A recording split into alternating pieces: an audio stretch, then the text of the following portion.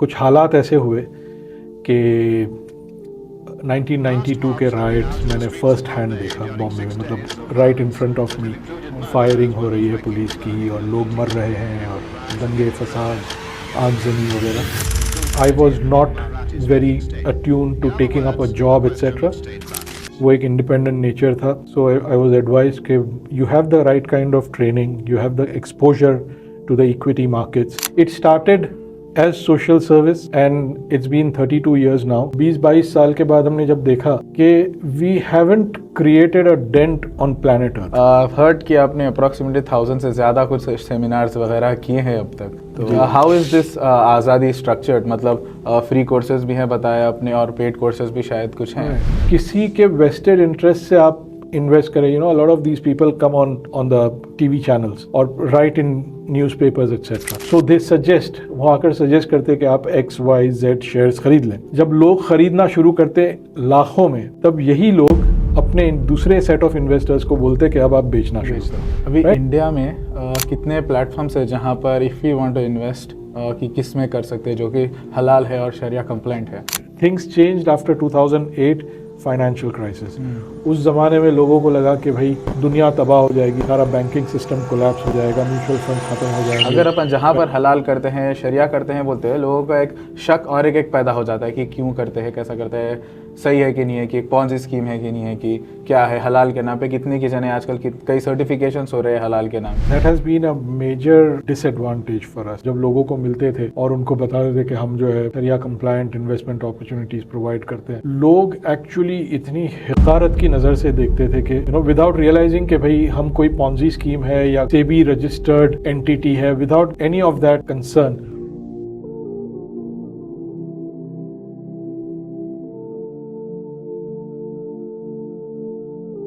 Hello everyone, I'm Khaja Targhib, Director and CEO at Sharia Securities.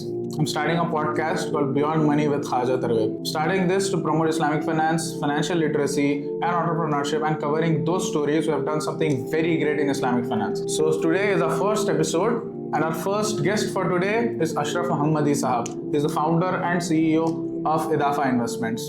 As he says, he's an accidental entrepreneur. Let's hear from him how he is an accidental entrepreneur. Assalamu alaikum warahmatullahi wabarakatuh. वालेकुम अस्सलाम वरहमतुल्लाह। It's an honour to have you here actually. हम लोग नया podcast start कर रहे हैं, इसमें you are are first guest अल्हम्दुलिल्लाह। बिकॉज जब मैं सीखना स्टार्ट किया था, डैड से पहले शुरू किया था सीखना, फिर उन्होंने कहा कि अशरफ भाई से सीखो, he is the best person who can teach you. तो सबसे पहले मैंने आपका कोर्स ज्वाइन किया था, तो अभी वहाँ से लेके यहाँ तक आए हैं अल्हम्दुलिल्लाह। तो इसीलिए actually I wanted to know, जितना भी आपके वर्कशॉप्स होते हैं उसमें मैं कई अटेंड किया हूँ, तो वो एनर्जी, वो जज्बा काफ़ी दिखता है वहाँ पर। लोग जो सीखते हैं, जो जवाब देते हैं, हर चीज़। तो मैं ये जानना चाह रहा हूँ फर्स्ट कि इदाफ़ा से पहले आपका एजुकेशन वगैरह क्या था, फिर इदाफ़ा कैसा बना और आप इदाफ़ा स्टार्ट कैसा करे थे actually? That's taking me down memory lane. So education ऐसा है कि मेरी पैदाइश जो है वो सूरत गुजरात में हुई और शुरू का एजुकेशन वहीं पर, मतलब until class 4 I was in Surat. वहाँ एक काफ़ी अच्छी स्कूल है, Seventh Day Adventist, which is one of the good schools in that city. So वहाँ पर पढ़ाई हुई, बुनियादी एजुकेशन वहाँ से हुआ।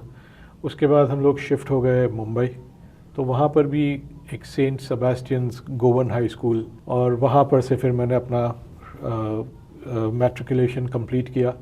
और उसके बाद मैंने एक बहुत ही क़दीम कॉलेज है, एल्फिंस्टन कॉलेज, वो ज्वाइन किया। कॉमर्स का कोर्स मैंने लिया था और तो 12th उससे किया, ग्रेजुएशन उससे किया।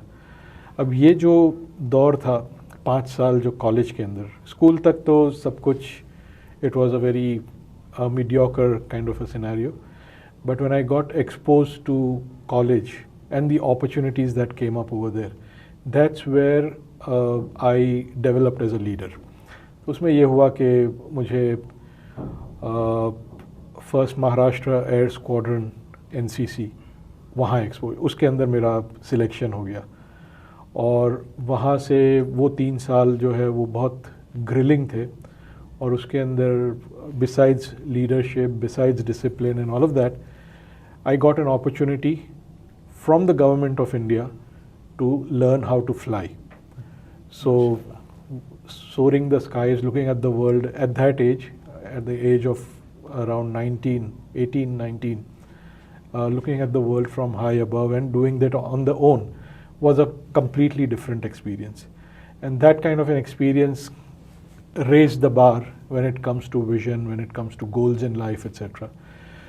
तो एनसीसी आगे इरादा तो बहुत था कि भाई एयरफोर्स ही ज्वाइन कर लें, बिकॉज वो बेसिक ट्रेनिंग तो हो गई थी और काफ़ी इंटरेस्टिंग था.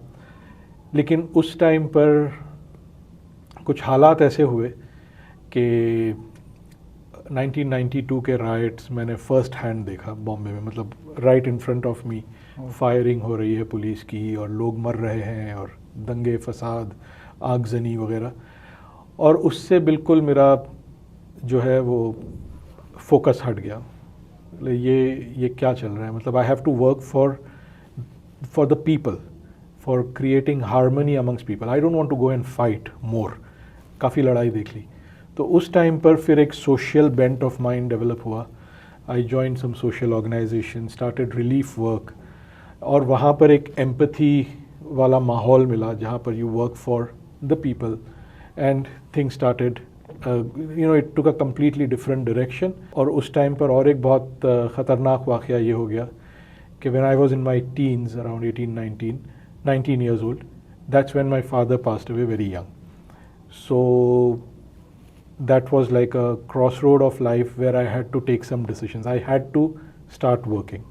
So मैं कॉलेज ही में था जब मैंने इदाफा इन्वेस्टमेंट शुरू कर दिया. Coming to your question, so that's the background. So while I was a student, second year in graduation, that's when I started Idafa Investments, because I had to do something. Or I was not very attuned to taking up a job, etc. वो एक independent nature था. So I was advised कि you have the right kind of training, you have the exposure to the equity markets. I was attending Islamic finance conferences, etc. Theory में बहुत कुछ चल रहा था. So I said कि जो मुझे आता है वो ही लेकर चलते. So as a kid I used to work for my father. So he had an all-in-one case in me. A clerk, a peon, someone to go run around, do the errands related to the equity markets. IPO के forms भर दो. वहाँ पर 2-2 kilometre की line Bombay में लगती थी जब कोई IPO आता. तो वो सारे फॉर्म्स ले जाकर एज अ स्टूडेंट मैं जाकर ये सारा काम करता था. एंड जॉटिंग डाउन कि भाई डिविडेंड्स किसके कितने आए. So I was like fully into equity shares and those kind of activities. तो since I knew I had that background, I was advised कि इसी का business शुरू कर दो. And that's how Idafa began, out of an accident. So you are an accidental entrepreneur. Accidental entrepreneur, right. इदाफा start हुए जब से फर्स्ट स्टेप्स क्या थे आपके. What did you start with. मतलब इन्वेस्टमेंट्स लोगों के कई कैसा होता है जब कोई इन्वेस्टमेंट स्टार्ट करते हैं, वी टेक इन्वेस्टमेंट्स बाहर से और हम पोर्टफोलियो मैनेज करते हैं, फिर कुछ करते हैं, उसके बाद से फिर हम समझ में आता है कि मार्केट में के बाद से सेबी के इतने रूल्स है वगैरह. तो फिर अपने समझ में आता है कि हम वेल्थ मैनेज में जाएंगे या बस म्यूचुअल फंड्स करेंगे, क्या करेंगे. तो वो जर्नी कैसा थी इदाफा को स्ट्रक्चर करने की. राइट. सो जब मैंने शुरू किया था तो वो फिज़िकल शेयर्स का ज़माना था और चीज़ें फ़िज़िकल टू डीमटेरियलाइजेशन हो रही थी. सो हमारा एक होम ऑफिस टाइप का सेटअप तो था ही. तो I didn't need any kind of a startup fund और investment as such. I just started off with zero, right. और 0 to 1 there was one customer जो आउटसाइड ऑफ फैमिली के portfolios थे. तो शुरुआत तो वहीं से हो गई कि अब क्या ट्रेडिंग करना है, क्या ख़रीदना है, क्या बेचना है, वो तो चल ही रहा था. But then one after the other I started speaking to people. जो हमारे फ्रेंड्स एंड फैमिली सर्कल्स में बात करते करते एक करके अकाउंट्स होते गए. And it was mainly about providing services to them in terms of ये नहीं हो रहा है, ये नाम किसी के नाम पर है, वो गुजर गए तो अब क्या करना होगा. So those kind of social service. So it started as social service and it's been 32 years now. मैं आज भी बोलता हूँ कि more than a commercial enterprise, Idafa is like an NGO. Social service, helping people कि किस तरीके से उनके finances sort कर दें and that's what is going on. ठीक है, थोड़े बहुत पैसे बन जाते हैं, काम चल जाता है, दाल रोटी निकल जाती है, but focus is continuously on how can we help the people, mainly the people from the Muslim community in getting their Sharia compliant investments sorted. अभी इदाफा में क्या क्या सर्विसेज है? अभी it's been 32 years as you said. Right. तो उसमें और अब में क्या सर्विसेज अब प्रोवाइड करते हैं इदाफा में? Right. So जब हमने शुरू किया था तो we were just doing equity shares और of course that जो दूसरी सर्विसेज फिजिकल से डीमैट कराना, डीमैट अकाउंट खुलवाना, वो सारी चीज़ें तो थी. सो that's the only thing that, उस ज़माने में मुझे याद है कुछ 700-800 शेयर्स थे जो शरिया कंप्लायंट, तो that was all that we did. 93 में मैंने स्टार्ट किया था. 96 में for the first time Tata mutual fund came up with the what is now called as the Tata Ethical Fund. So that was the first structured product in India, which was a Sharia compliant product. So Alhamdulillah, वहाँ से फिर we got something to talk about. Tata की brand, उसका नाम, उसका reputation. So that made things very easy for us to approach people with and so on. So वो अल्हम्दुलिल्लाह फिर हमने Tata mutual fund, we were very clear कि सिर्फ शरिया compliant करेंगे, nothing else. तो जितने भी म्यूचुअल फंड्स थे सबको नज़रअंदाज करके सिर्फ Tata ethical fund, and for the next 15 years it's just those bunch of 700-800 shares and Tata ethical fund, वो लेकर चलते रहे. एंड देन 2009 में जब टॉरस एथिकल फंड आया तो थोड़ी सांस में सांस आई कि चलो और भी कुछ है, right. And around that time 2008 में नेशनल स्टॉक एक्सचेंज ने अपना शरिया इंडेक्स लॉन्च किया, राइट. सो उस टाइम पर along with taurus ethical fund और बहुत सारे शरिया कंप्लायंट प्रोडक्ट्स मार्केट में आ गए थे, including a pension fund from Bajaj Allianz, there was a portfolio management scheme from HSBC as well as from उस टाइम पर रिलायंस मनी था, अब वो पूरा का पूरा बिजनेस निपॉन इंडिया ने ले लिया है. सो उनका एक पोर्टफोलियो मैनेजमेंट स्कीम था, और भी बहुत सारे, वो टाटा AIA ने एक पेंशन फंड लॉन्च किया था. सो इतने सारे प्रोडक्ट्स उस टाइम पर मार्केट में सडनली आ गए, लेकिन हमारा फोकस चूँकि हमेशा से इक्विटी और इक्विटी म्यूचुअल फंड पे था, तो टाटा एंड टॉरस. अब जाकर और 15 साल के बाद as you know quantum ethical fund एक शरिया फंड लेकर आया है.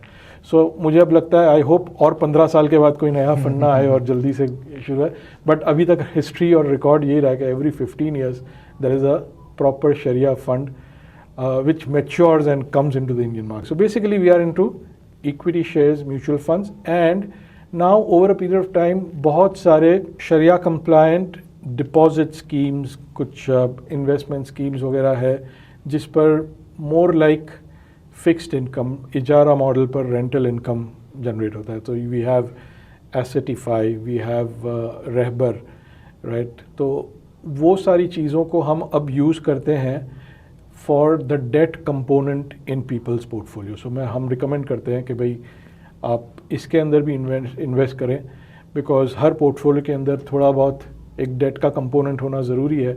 और यहाँ पर अल्हम्दुलिल्लाह Assetify and Rahbar are giving returns which is better than fixed deposit, right. So it's like a situation where you are getting fixed returns of that debt and at the same time controlled risk, because all of the assets are kind of risk mitigated through auto insurance or whatever, right. So relatively safe. So safe investments with moderately good returns, fixed deposit के returns से तो बहुत अच्छे returns हैं. तो उस तरीके के investments को अब हम promote करते हैं ताकि portfolio भी थोड़ा सा balance हो. There are people who are close to retirement or have already retired. सो उनके लिए इससे अच्छा कोई प्रोडक्ट नहीं हो सकता where they are getting moderately good returns at low risk as well. So now we are doing those things as well. Now in this entire journey 93 से you know establish करने में और उसमें ही काफ़ी टाइम लग जाता है. So it took a lot of time and efforts. And फिर भी एंड ऑफ द डे 20-22 साल के बाद हमने जब देखा कि we haven't created a dent on planet earth, right. कोई ऐसा इम्पैक्ट क्रिएट नहीं हुआ है. सो तब हमने देखना शुरू किया कि क्या प्रॉब्लम, क्यों ऐसा हो रहा है. And that's when we were surprised to know that leave aside the Muslim community who are interested in Sharia compliant investments, उनको तो साइड पर रखें, ओवरऑल इंडिया जो है less than 3% of India's household savings goes into equity markets, mutual funds, etc. यानी 97% of India is happy with their fixed deposits and bank savings account or other asset classes like gold and jewelry and real estate and whatever. So less than 3%, 2015 की बात कर रहा हूँ, were that's when we realized कि भाई ये तो अच्छा, उसी टाइम पर हमने ये भी पाया कि यूएस के अंदर more than 65% of the household saving goes into these markets, mutual funds and equities and so on. तो अगर खुशहाली चाहिए as a people, high returns और वो सारी चीज़ें चाहिए, तो the road was very clear that people have to move their investments into something which is high risk but high returns as well. Yes. Right? So वो तो अब तब हमने realize किया कि ये चीज़ तो अब लोगों तक लेकर जानी पड़ेगी. Right? And that's when we came up with the idea of Azadi workshops. Right? So पहले हम बात करते थे, अलग अलग जगहों पर जाकर सेमिनार्स करते थे, लेकिन एज अ स्ट्रक्चर्ड प्रोग्राम के आज़ादी और पैसिव इनकम के ऊपर ख़ुद मुख्तारी is a more appropriate word, but उसके ऊपर सेमिनार्स, वर्कशॉप्स, कोर्सेज, वो सब हमने फिर 2015 से लॉन्च किया. सो फ्री वर्कशॉप्स होते हैं, पहले तो लाइव ऑफलाइन होते थे ज़्यादातर, ये ऑनलाइन जूम वगैरह का कोई कंसेप्ट ही नहीं था, तो वैसे चलते रहा 4-5 साल.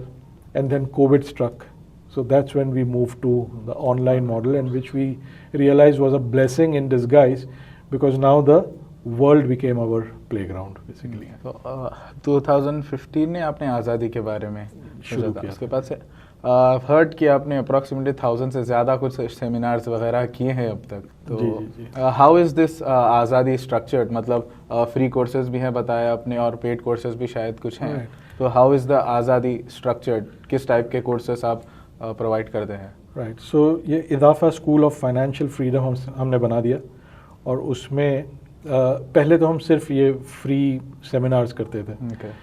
अब फ्री सेमिनार्स करते करते फिर उसमें हम लोगों को ऑप्शन देते थे कि आप इक्विटीज़ में भी इन्वेस्ट कर सकते हैं, आप म्यूचुअल फंड्स में भी कर सकते हैं, कुछ भी करें लेकिन शुरू करें so that you generate inflation beating returns. That was the essence of the free workshop.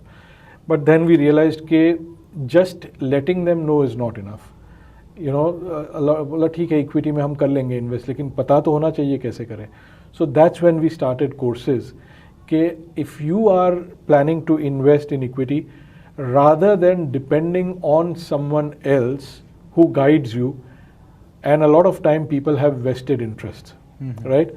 So किसी के vested interest से आप invest करें. You know, a lot of these people come on the TV channels or write in newspapers etc.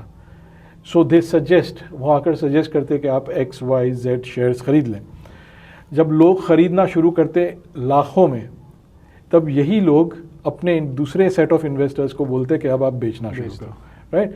So they are playing this game, और there is a whole lot of psychology involved in this, marketing involved in this, a lot of money involved in this, right? The TV channels are making money, these people are making money by duping others, right?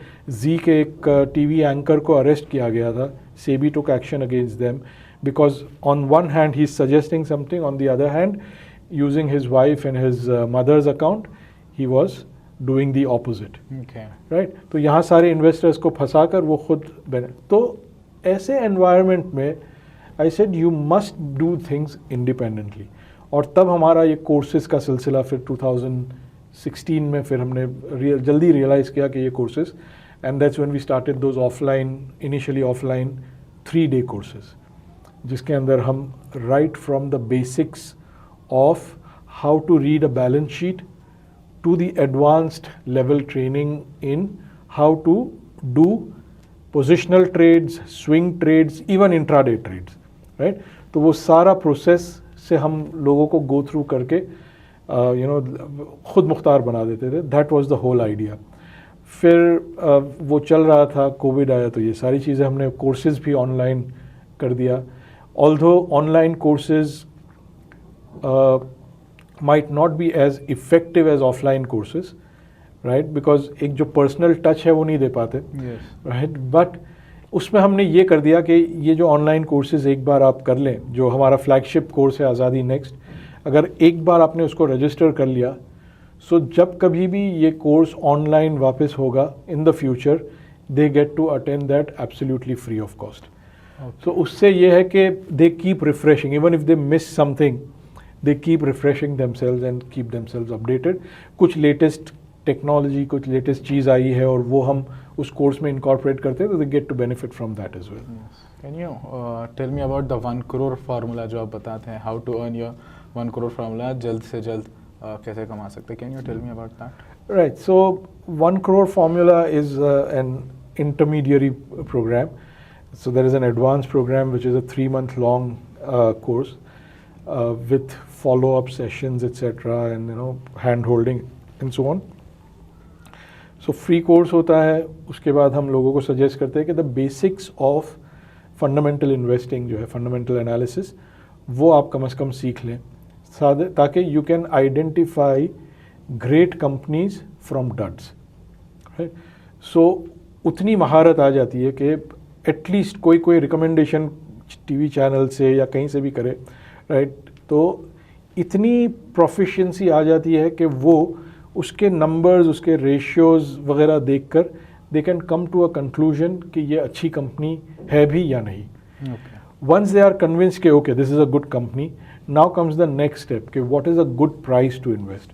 तो 1 crore formula के अंदर हम वो भी बता देते हैं कि how to look at the basic charts and figure out whether this is a fair price और is it very expensive.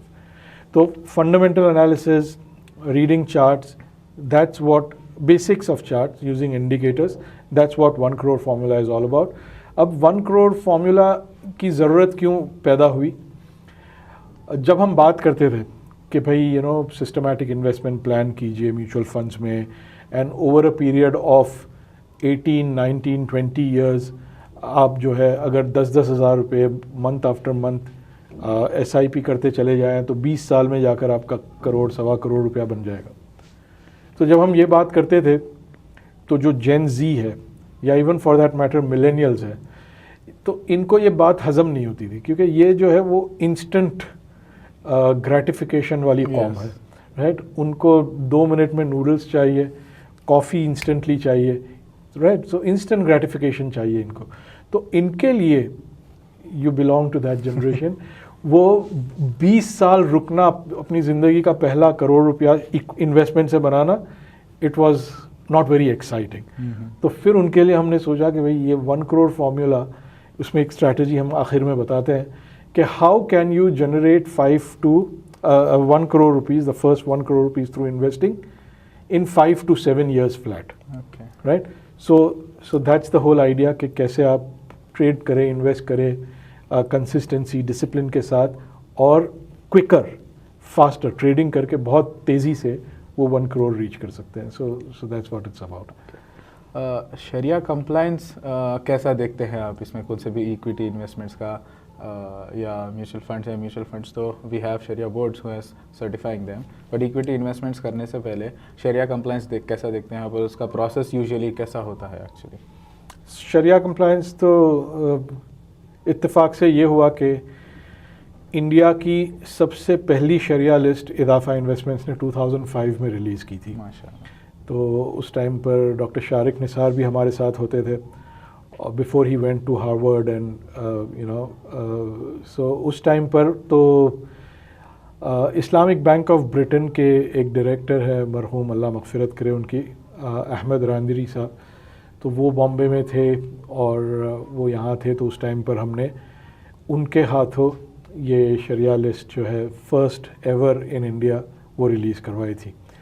So that was in 2005. फिर 2008 और 2009 आते आते तासीस फॉर्म हुआ, तक़वा एडवाइज़री, और वहाँ पर माशाल्लाह डिस्टिंग्विश्ड लोग थे. डॉक्टर शारिक निसार ने भी हार्वर्ड से आकर तासीस ज्वाइन कर लिया, और MH खटखटे साहब थे, और माशाल्लाह आपके वालिद साहब भी उसमें डायरेक्टर हैं। तो टासीस जब फॉर्म हुआ तब हमने रियलाइज़ किया कि अब खुद ही चोर खुद ही कोतवाल वैसे सिचुएशन नहीं होनी चाहिए। तो हमने वो शरिया लिस्ट बनाने का सिलसिला बंद कर दिया and we started subscribing to the tasis services. So that's how. और उससे पहले तो थिंग्स वर वेरी सिंपल। तब जो फतवा फॉलो होता था मोस्ट ऑफ 98 में Dow Jones Islamic market index आया फॉर द फर्स्ट टाइम, तब ये सारे रेशियोज़ और कॉम्प्लिकेशंस आए। उससे पहले life was very simple. Company हलाल काम करना चाहिए, interest income should be less than 10%, और if both these criterias are met you can go ahead and invest, no problem. एक और क्राइटेरिया था कि you must go and protest in the annual general meeting के interest लेना बंद करो and so on. तो वो तो मैं एनुअल जनरल मीटिंग तक तो मैं चले ही जाता था, लेकिन वो प्रोटेस्ट नहीं कर रहा था, वो that's a different thing. So that was very simple. But ये जब इन्होंने मुफ्ती जस्टिस तकी उस्मानी साहब ने और दूसरे स्कॉलर्स ने मिलकर ये डाउ जोन्स के अंदर रेशियोज़ और कॉम्प्लिकेशन शुरू किया, तो फिर we started looking at those things as well and अल्हम्दुलिल्लाह टासीज आने से वो हेडेक भी हमारा कम हो गया और सिर्फ सिंपली उनको फॉलो कर रहे थे। ऑफ लेट फिर अब तो बहुत सारे प्रोडक्ट्स अवेलेबल है माशाल्लाह मार्केट में टू फॉलो शरिया compliance. So there is islamically, there is शरिया कैप और छोटे बड़े प्लेटफॉर्म्स है। तो अल्हम्दुलिल्लाह शरिया compliance is now not a major issue. अभी इंडिया में कितने प्लेटफॉर्म्स है जहाँ पर if you want to invest कि किस में कर सकते हैं जो कि हलाल है और शरिया कंप्लाइंट है? जैसे म्यूचुअल फंड्स है, वी हैव PMS, और अपने रहबर और सर्टिफाई की बात की, वैसे और कितने एसेट्स है जहाँ पर we can invest our money? शरिया कंप्लायंट इक्विटी शेयर्स है, ये 3 म्यूचुअल फंड्स है, एक एक्सचेंज ट्रेडेड फंड है जो शरिया कंप्लायंट है निपॉन इंडिया का। तो ये सारे ऑप्शंस तो हैं ही। और मोतीलाल ओसवाल ने एक PMS लॉन्च किया है विच इज शरिया कंप्लायंट, जहाँ minimum investment is 50 lakh PMS के अंदर जैसे होता है। सो that is one proper option that's available. और उसके अलावा कुछ छोटी मोटी मतलब इन अ नॉट इन अ जैसे कोई सर्टिफिकेशन के साथ नहीं, बट टासीस की शरिया लिस्ट यूज़ करके there are some more companies like Phillip Capital का एक पोर्टफोलियो मैनेजमेंट स्कीम है, उसके अलावा क्रेडेंट एसेट मैनेजमेंट का एक स्कीम है। तो वैसे छोटी छोटी कंपनीज़ जो है वो कुछ ना कुछ ऑफ़र करती है। एक्सिस सिक्योरिटीज़ के बारे में मैंने सुना है कि वो भी कोई एक PMS ऑफ़र करता है। तो ये सारी कंपनीज़ हैं जो although they don't have a formal arrangement with a Sharia audit firm etc. like TASIS or Sharia Cap, but इनका कुछ ना कुछ they follow a list without any audit or certification from TASIS. तो वो सारे options हैं, if someone wants to explore they can look at it, but very clearly Motilal Oswal ethical strategy which is a proper PMS schemes.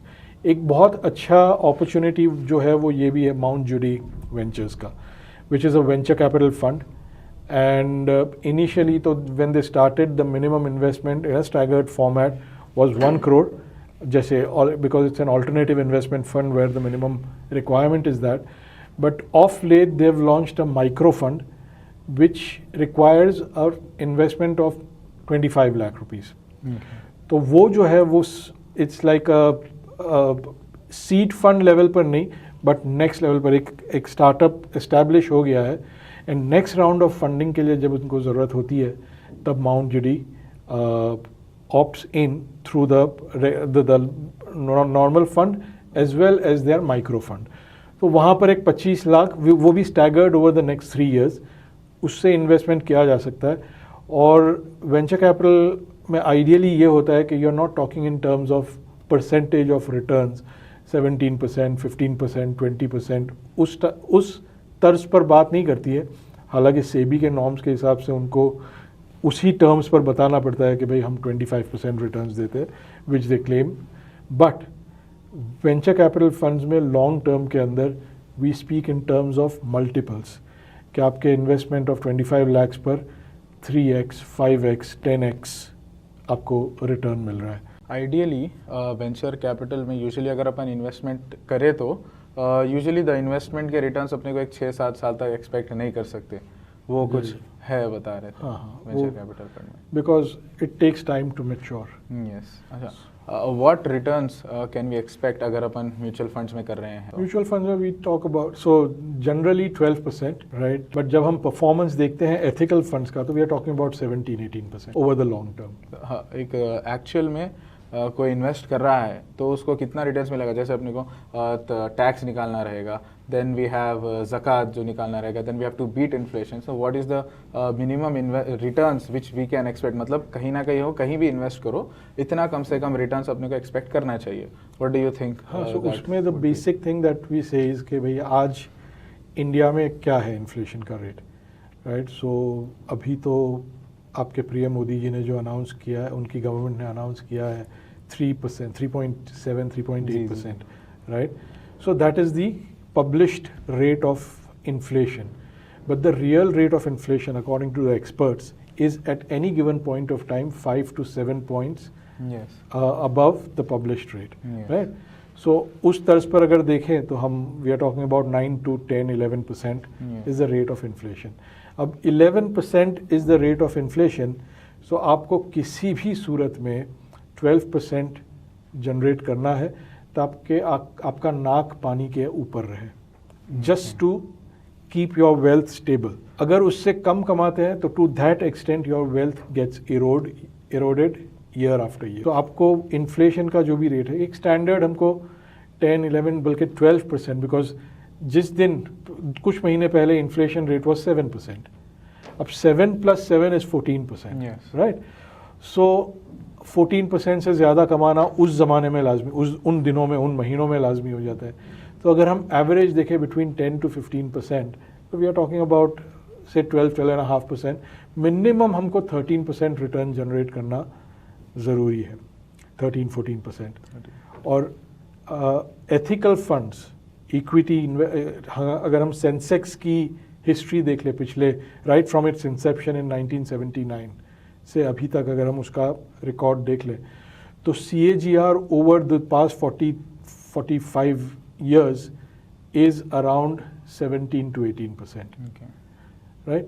तो that is beating inflation by a margin, right? और उसी तरीके से ये जो mutual funds है वो भी 17-18% in the long term. 5 years का अगर हम रिकॉर्ड देखें, 1 साल का अगर रिकॉर्ड देखेंगे तो फिलहाल 1-2% चल रहा है because the markets have crashed. But अगर हम हमेशा लॉन्ग टर्म में देखें so we get a perspective कि ये 2 एसेट क्लासेस है जो इन्फ्लेशन बीटिंग रिटर्न्स देता है। अगर हम गोल्ड को देख लें एज एन एसेट क्लास, हमेशा से वो नेगेटिव रिटर्न देता आया है, right? Things changed after 2008 financial crisis. उस ज़माने में लोगों को लगा कि भाई दुनिया तबाह हो जाएगी, सारा बैंकिंग सिस्टम कोलैप्स हो जाएगा, म्यूचुअल फंड्स ख़त्म हो जाएंगे, राइट? तो उस पर्सपेक्टिव से इवन बड़े फंड मैनेजर्स ने सोचा कि भाई ये सारे मार्केट से पैसे निकालो, बैंकिंग सिस्टम से पैसे निकालो, बॉन्ड से अपने पैसे निकालो और सेफ्टी पे इन्वेस्ट करो, गोल्ड में डाल दो। एंड दैट्स व्हेन 7,000 रुपीज़ पर 10 ग्राम्स से प्राइस एस्केलेटेड टू 24,000 रुपीज़ पर 10 grams in a matter of a few month. तब जाकर गोल्ड ने पॉजिटिव रिटर्न्स, CAGR उसका बदला, average over the long term उसका बदला नेगेटिव से। अब वो बात करने लगे हम 2%, 3%, 5%, और आज तो आप देख रहे हैं रेट इज अबव 1 लाख हो गया अभी तो now we are talking about 10-11%, अब भी 10-11% के लगभग CAGR over a period of time है। यानी गोल्ड के बारे में मैं कहता हूँ कि भाई मैं जब बचपन में बड़ों को बात करते सुनता था तो बातचीत ये होती थी कि भाई गोल्ड कितना महंगा हो गया है। अभी 2-4 साल पहले 250 रुपया था, अब 750 रुपया हो गया 10 ग्राम का। And that's what lingered in my mind कि गोल्ड इज 750। फिर कुछ ज़माने के बाद मेरी शादी का वक्त आया, तब मैंने फिर सोचा कि हाँ गोल्ड, तो तब पूछा तो तब पता चला कि 3,000 रुपये, राइट? और देखते ही देखते और 10 साल के अंदर 7,000 रुपये हो गए। But that was the range. और आज मैं जब बच्चों की शादी के टाइम पर बात कर रहा हूँ गोल्ड की तो 1 लाख रुपए हो गए। सो यू कैन सी कि price has escalated, but the problem is not with gold getting more and more expensive. The real problem is where is our currency. So at the same time our currency is losing its value, and उसकी वजह से ये जो इतना inflated amount हमको नज़र आ रहा है।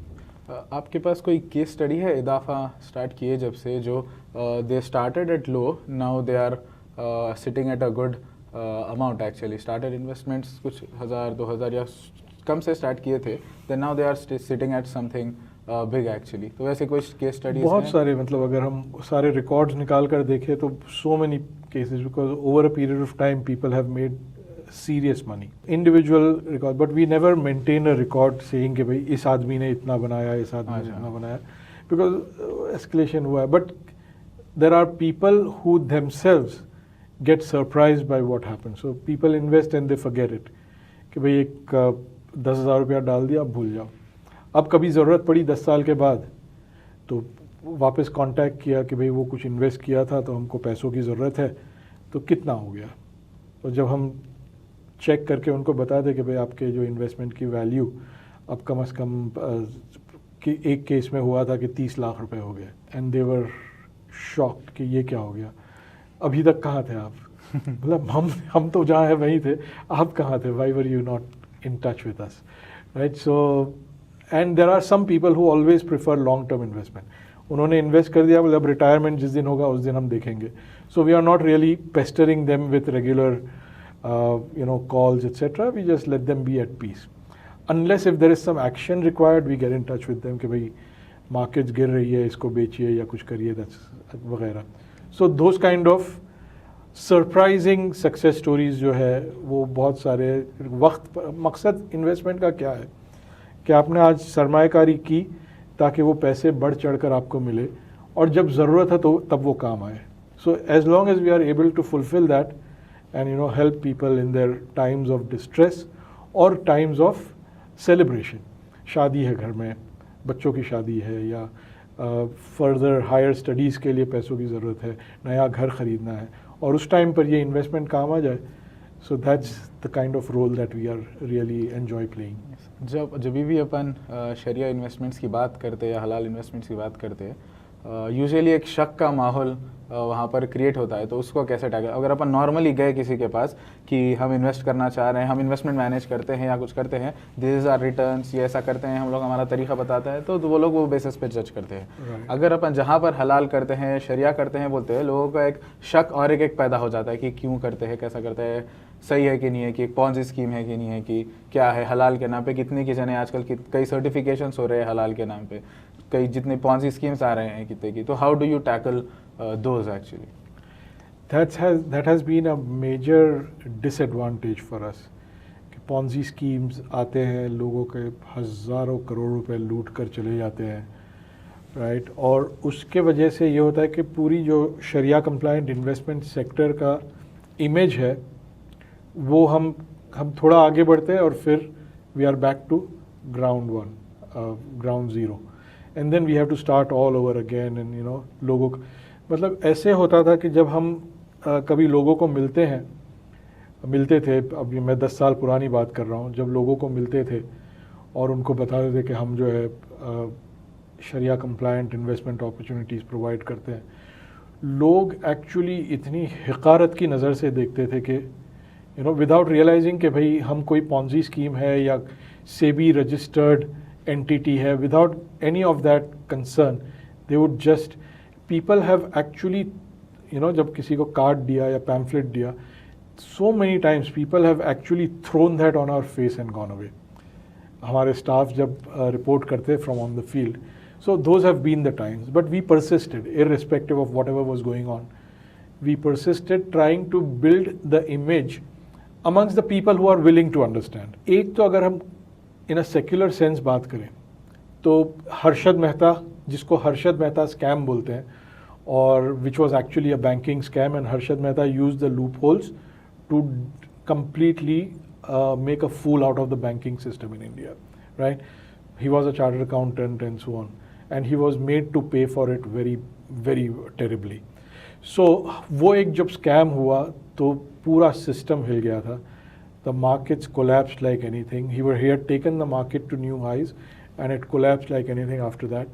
So that was one major, तब तक हर्षद मेहता स्कैम हुआ तब तक जो हम हाउस होल्ड सेविंग्स की बात कर रहे हैं, इंडिया का house hold saving at that point of time in equity and mutual funds was 21%। 90s early 90s में जो 93-94 से ये कॉन्फिडेंस शेकन अप हुआ है, until Covid it was 3%।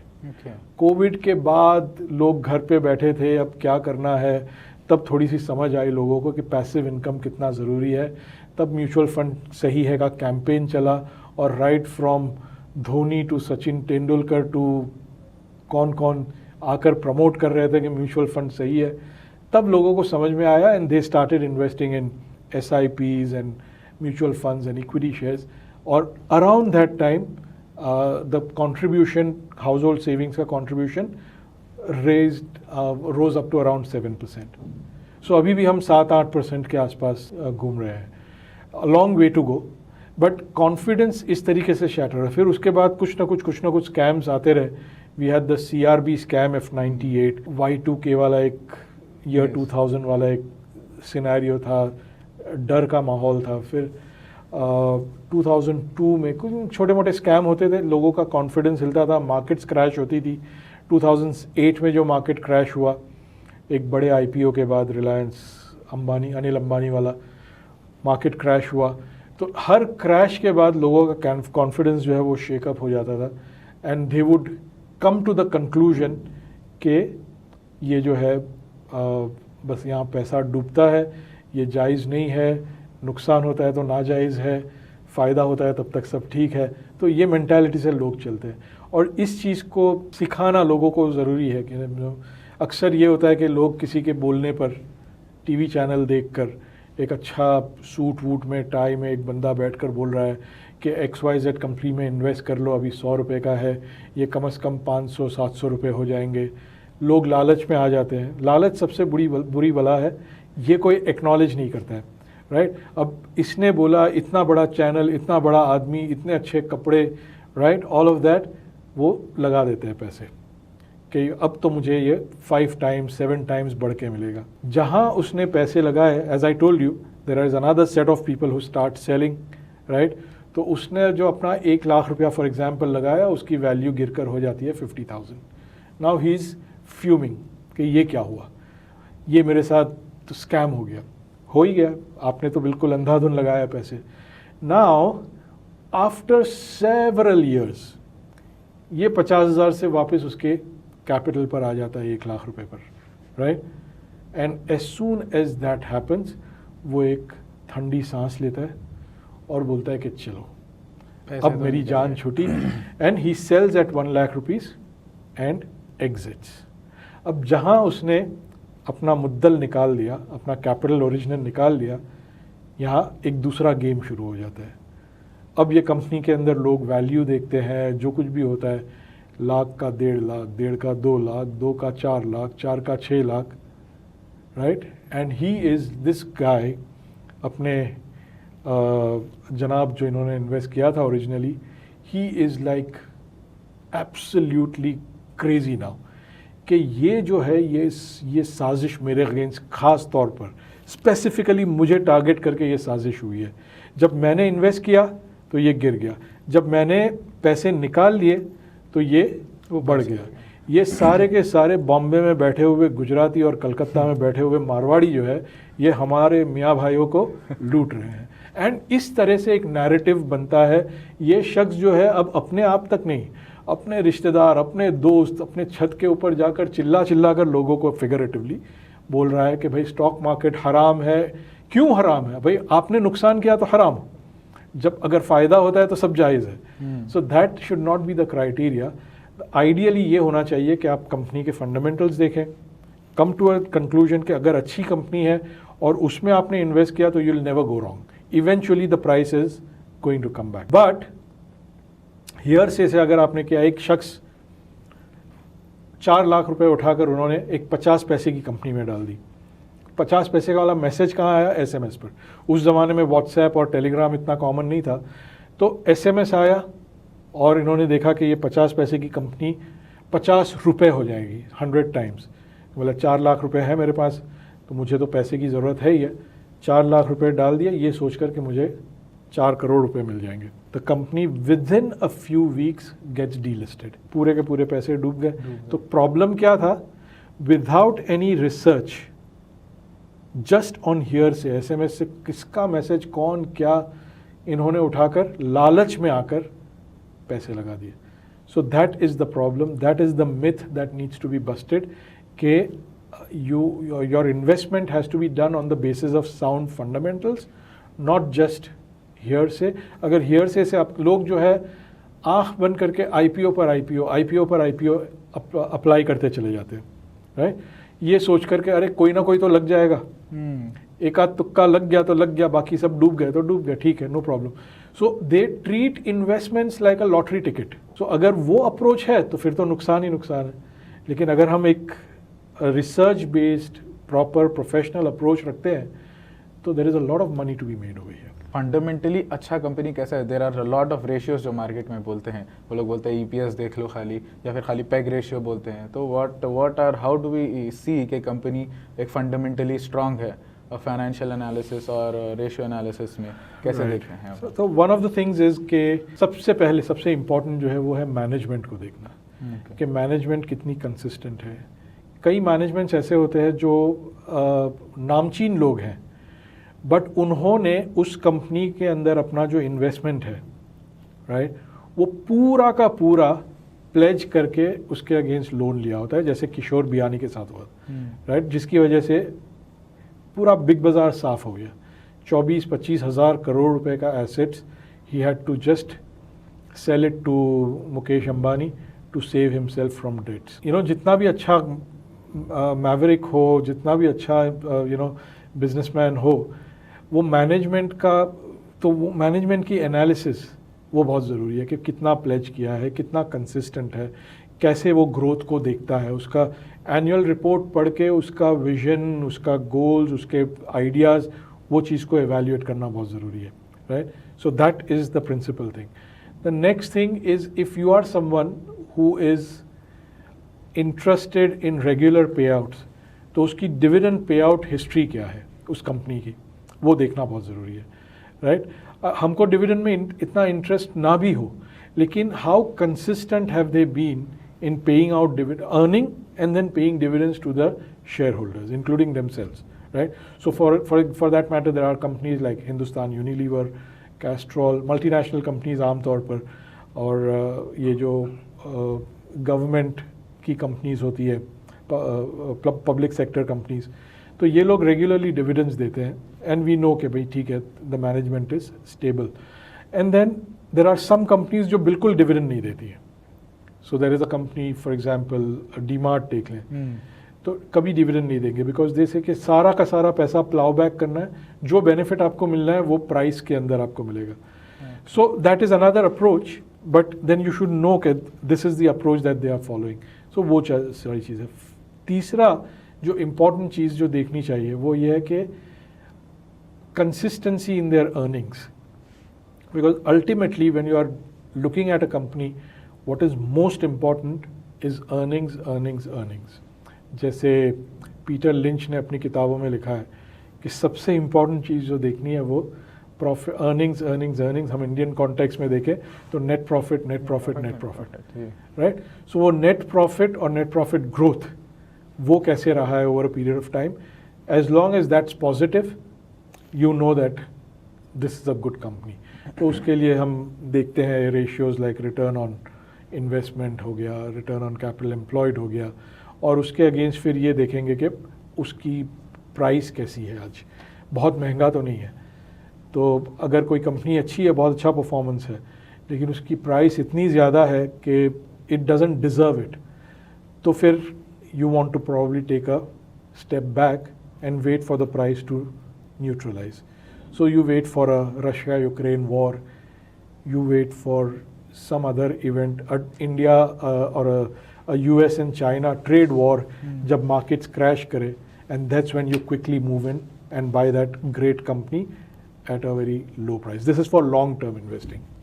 Short-term investments जो trading जिसका होता है, उसके अंदर तो there are other parameters, charts वगैरह देखकर you take a call. Charts usually जो आते हैं ऊपर नीचे, उसमें कई इंडिकेटर्स होते हैं, जैसे फिबोनाची है, वी हैव EMA, तो कई लोग बोलते हैं खाली VWAP पे देखो और उस पर कर लो, कई लोग बोलते हैं पिवट्स लगा लो और सपोर्ट रेजिस्टेंस पे पैसा बनाओ। तो what do you think are the best indicators जो हम लोग को एनालिसिस के लिए देखना चाहिए?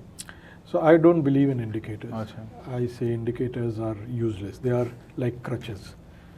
It kind of limits you, right? What I believe in is price action. Okay, But ये जो जनरेशन है जिसको सारी चीज़ें इंस्टेंट चाहिए, मेहनत नहीं करनी है, तो उनको फिर इंडिकेटर्स जो है उनको तो एल्गो ट्रेडिंग भी, but there are limitations with algo trading और indicators because there is only that much that you can do. Whereas when you work with price actions on the chart, the potential of making money becomes limitless. Right? So I am a price action focused person, and हमारे courses में भी हम purely price action basis पर ही.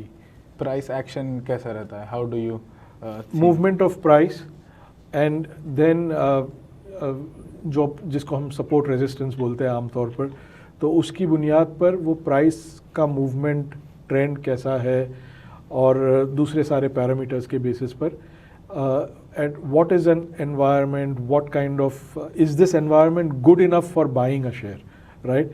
पता चला कि environment चीख चीख कर बोल रहा है कि बेचो, और उस टाइम पर हम जाकर बेवकूफ़ों की तरह ख़रीद रहे हैं. So that doesn't work.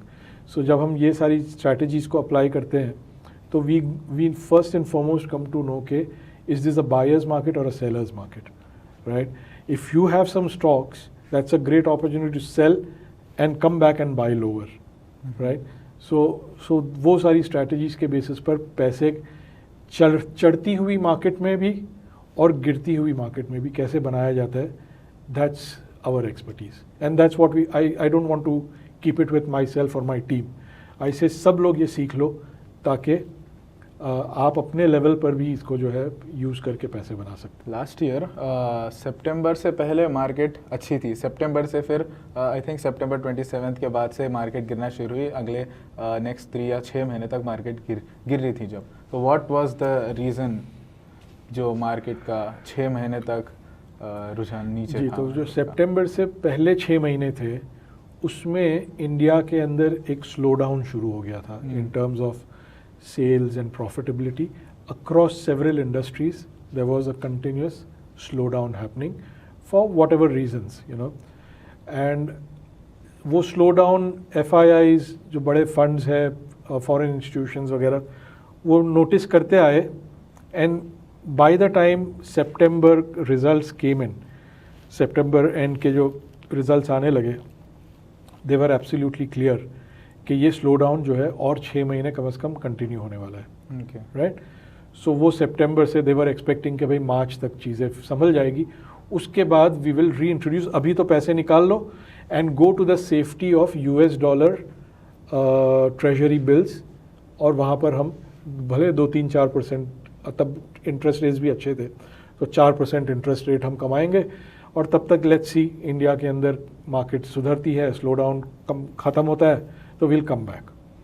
लेकिन वो टाइम मार्च आते आते तो और नए नए सिनेरियोज डेवलप हो गए. इज़राइल फ़िलिस्तीन का वॉर जो है वो ज़ोर पकड़ लिया. इंडिया पाकिस्तान का एक जिसको हम गुजराती में बोलते छमकला हो गया, right?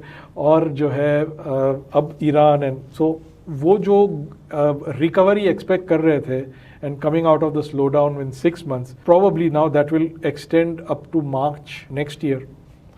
Who knows, you know, probably September, probably March, but it is going to be a long drawn slowdown. So ऐसे circumstances में there isn't much that we can expect in terms of growth in the market, और ये अभी sideways जो है थोड़े time चलते. तो for some reason or the other every few years market में ये एक ऐसा phase आता है, तो इसमें you just wait and watch, you lie low, बहुत adventure इसमें नहीं करना चाहिए, and just stay contented with whatever situation is. हम बहुत ज़्यादा स्ट्रेस देते हैं कि किसी भी सूरत में आपके लॉन्ग टर्म इन्वेस्टमेंट्स में भी, जैसे ये FIIs, they apply a certain stop loss and they exit, ideally profit करके एग्जिट करते हैं, बट अगर खुदा ना खास्ता ऐसा कोई हाल हो गया जब मार्केट गिरी, स्टॉप लॉस एग्जीक्यूट करके शेयर्स बेचकर वो निकल जाएं. अपने फंड्स को प्रिजर्व कर लें, राइट? और अगर वो करने का मौका नहीं मिला तो you just wait and watch. It is a blinking of the eyeball kind of a game. You just wait who blinks first, and that's when the whole thing gets over, you start taking action all over again. So अभी वो wait and watch वाले scenario से हम गुजर रहे हैं. Warren Buffett says कि अगर आपको इन्वेस्टमेंट्स के बारे में, मार्केट के बारे में कुछ भी नहीं पता, कोई इंडेक्स देखो और इंडेक्स में इन्वेस्ट कर लो. व्हाट डू यू थिंक अब के ज़माने में और आने वाले ज़माने में, how do you think the index will move, and is it right to invest बगैर पता मालूम करे कि क्या चल रहा है इंडेक्स में इन्वेस्ट करना? What do you think about that? So index fund is also another idea, but unfortunately very limited options when it comes to Sharia compliant index funds. There is just one fund which is benchmarked to Sharia 50, NSE Sharia 50 index. तो उसमें भी कुछ 25 companies 23 companies हैं वगैरह. वो Nippon India का एक fund है ले देकर. So that's the only opportunity available. Passive investing और इंडेक्स फंड में जो इन्वेस्ट करते हैं, ETFs में इन्वेस्ट करते हैं, that's a very good idea.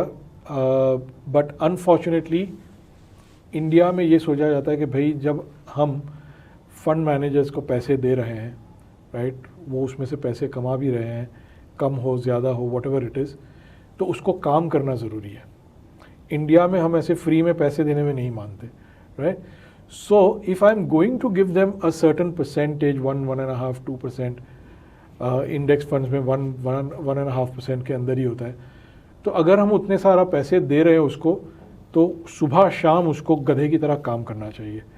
Index fund में क्या होता है? कोई काम नहीं होता है. It's a no brainer. जो इंडेक्स में स्टॉक्स है, जब इंडेक्स के कंपोजिशन में या वेटेज में कोई चेंजेस होता है, इनको अपना पोर्टफोलियो में चेंज करना है, otherwise everything remains the same. तो इसको क्या काम, what is he doing, what are we paying him for, right? So from that perspective India में, बिकॉज हम बहुत ज़्यादा बॉम्बे में बोलते हैं शाणे हैं, राइट, बहुत स्मार्ट है इंडियंस, जिससे कि हम इस तरीके से इन्वेस्ट करना is not. But now things are changing. US invests majorly in index funds, right? So now things are changing. More and more exchange traded funds या index funds अब आ रहे हैं, और अब हम जो है उस तरफ शुरू किया है. Investments अब उसके अंदर हम देख रहे हैं. But by and large we are still averse and we are more, India is more attuned to actively managed funds. एक नया इन्वेस्टर है, what would you suggest him कि वो फंड मैनेजर्स को अपना पैसा दे मैनेज करने के लिए, या वो खुद सीख के करें? So many people, डॉक्टर्स हैं, इंजीनियर्स हैं, हाईली इंटेलिजेंट पीपल, राइट, अपने फील्ड के माहिर, but when it comes to investment they are like कुछ समझ में नहीं आ रहा है. ये मैंने पैसे लगा दिए लेकिन ये क्यों गिर गया, क्यों ये अभी डाउन है, मैं 10% नुकसान में क्यों हूँ, मुझे ये कैसे 50% profit over the past 2 years हुआ, no idea, right? So investing on yourself and your training is crucial, because ultimately लोग बहुत अच्छा कमा लेते हैं वो, लेकिन कमाने का मकसद क्या है? Eventually to set yourself free, to get financially free, right? और वो financial freedom का जो रास्ता तय करना है, वो रास्ता समझना बहुत ज़रूरी है. So they should invest on themselves first, and then once they are absolutely clear कि how does the investment go, they should themselves be involved in the process of taking decisions. Now, ये होता है इसमें कि ज़रूरी नहीं है कि वो शख्स जो है फुल्ली इन्वॉल्व हो और 24/7 अपने इन्वेस्टमेंट्स को मैनेज करे. They can hire a professional fund manager, right? Or a financial planner or someone like us, financial advisory में हम लोग हैं. तो उनको हायर करें, उनको फीस दें या उनके पास अपने फंड्स दें कि भाई आप हमको एडवाइस करो कहाँ इन्वेस्ट करना है, कैसे करना है वगैरह. वो करने के बाद इतनी सलाहियत, इतना शऊर उनके पास होना चाहिए कि वो अपने इन्वेस्टमेंट्स को साथ साथ खुद भी मॉनिटर करें. बिल्कुल ब्लाइंडली वो किसी को हैंड ओवर नहीं कर दे अपना जो भी पोर्टफोलियो वगैरह है. तो सो दैट इज़, और किसी भी सूरत में आज के ज़माने में you never hand over money to an intermediary, right?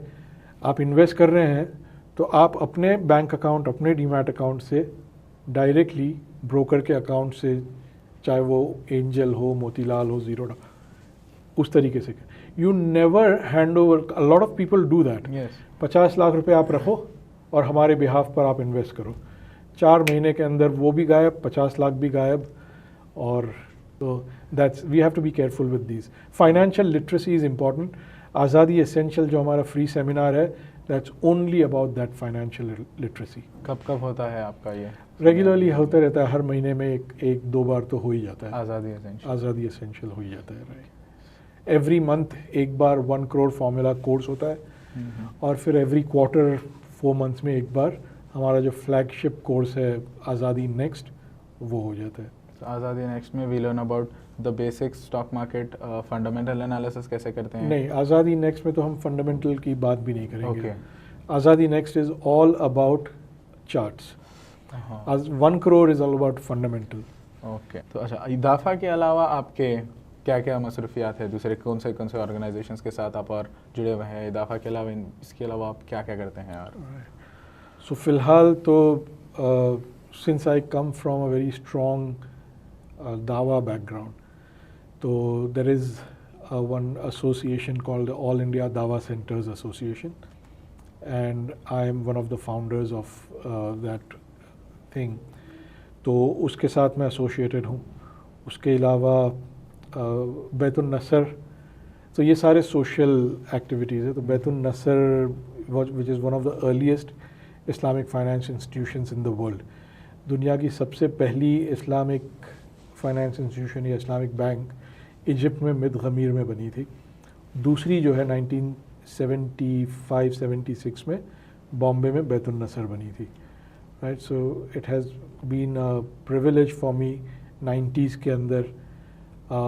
उनके फाउंडर्स में M.H. खटखटे साहब, ही इज़ लाइक, अब तो फादर नहीं बोलना चाहिए, is the grandfather of Islamic banking and Islamic finance in India.